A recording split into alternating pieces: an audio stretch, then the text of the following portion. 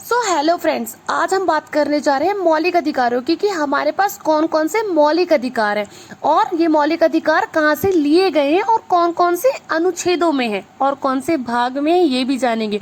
इस वीडियो में आपको सारा मौलिक अधिकार याद हो जाएगा गाइस, लिटरली। आप बस इस वीडियो को लास्ट तक देखिए और ना याद ना हो तो आप मुझे कमेंट करके बोलिए। जो मौलिक अधिकार है वो कहाँ से लिए गए हैं, ये क्वेश्चन बहुत बार आता है। तो इसको हम जानते हैं कि कहाँ से लिए गए, तो ये लिए गए हैं संयुक्त राज्य अमेरिका से लिए गए हैं। देखा, कुछ नहीं, अधिकार लिए गए हैं अमेरिका से। ये कब लिए गए, अब हम इसकी तरफ नजर डालते हैं। ये अधिकार लिए गए 1791 में। आपको पता है कितनी मुश्किलों के बाद ये राइट्स हमें मिले थे।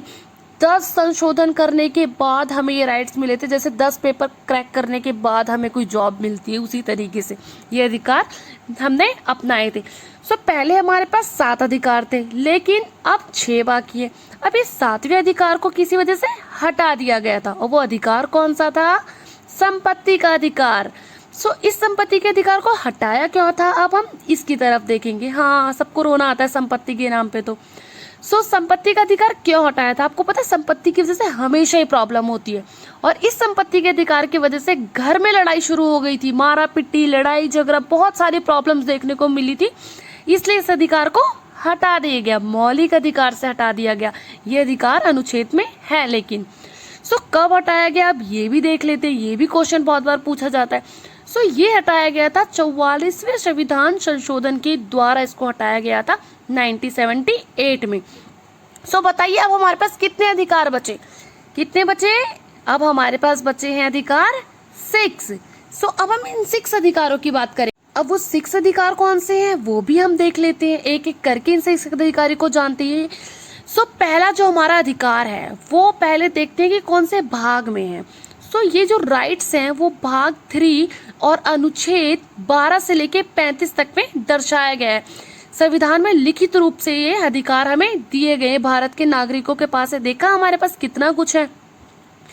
पहला, समानता का अधिकार। ये बहुत इंपॉर्टेंट है।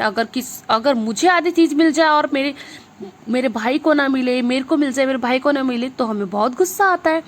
ये अनुच्छेद 14 से लेके 18 तक में दर्शाया गया है। अब दूसरा है स्वतंत्रता का अधिकार। ये तो बस स्वतंत्रता का नाम सुनते ही बाहर घूमने की याद आ जाती है। तो इसी तरीके से स्वतंत्रता बहुत जरूरी है। स्वतंत्र नहीं होंगे तो हम अपना कार्य अपने अकॉर्डिंग कैसे कर पाएंगे? ये अनुच्छेद बांटा गया है 19 से लेके 22 तक में। अब तीसरा, शोषण के विरुद्ध अधिकार। पता है कितना इंपॉर्टेंट अधिकार है ये? कोई भी शोषण कर दे, फटाफट से हमारी आवाज निकल जाती है, क्योंकि हमारे पास ये राइट है, तो अब शोषण नहीं होता। ये अनुच्छेद 23 से लेके 24 तक में दर्शाया गया है। अब हम बात करेंगे अपने चौथे और इम्पोर्टेंट अधिकार की, धार्मिक स्वतंत्रता का अधिकार। अरे वाह, हम तो किसी भी धर्म को अपना सकते हैं। वह हर कोई मस्जिद जा सकता है, मंदिर जा सकता है, और जाता भी है। अपने मन मुताबिक हम अपने धर्म को अपना सकते हैं, और ये अनुच्छेद में दर्शाया गया है 25 से लेकर 28 तक में।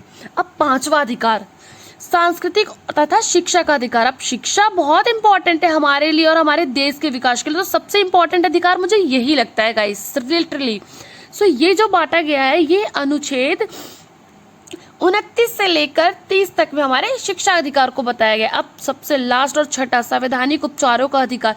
अब ये जो है हमारे अधिकारों की रक्षा करने के लिए बनाया गया कि हमारे अधिकारों का हनन हो तो हम इनके पास जाकर अपील कर सके, और ये अनुच्छेद 32 में बताया गया है। यहाँ पर होते हैं हमारे अधिकारों की वीडियो खत्म। अब मुझे पता है आप लोगों को सारे अधिकार विद आर्टिकल याद हो गए होंगे, तो आप मुझे कमेंट करके बताइए सही है, सच है या right and wrong. Thank you guys, loving and watching me. Please इस वीडियो को सब्सक्राइब कीजिए, लाइक कीजिए। ऐसे ही मैं आप लोगों के लिए नई नई वीडियो लाती रहूंगी, ताकि आप लोग मेरे से नई नई नॉलेज, नया नया ज्ञान लेते रहें। Thank you guys.